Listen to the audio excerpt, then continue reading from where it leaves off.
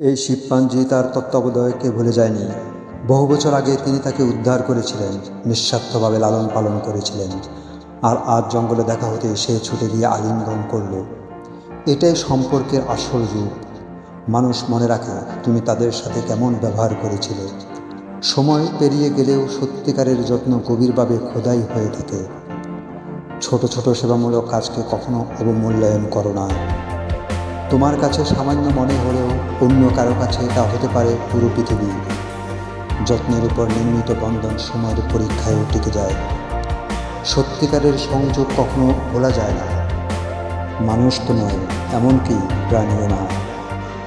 তাই কেউ না দেখলেও ভালো কাজ করে যাও, কারণ একদিন সেই ভালো কাজেই তোমার শক্তি হয়ে ফিরে আসবে কৃতজ্ঞতার রূপে।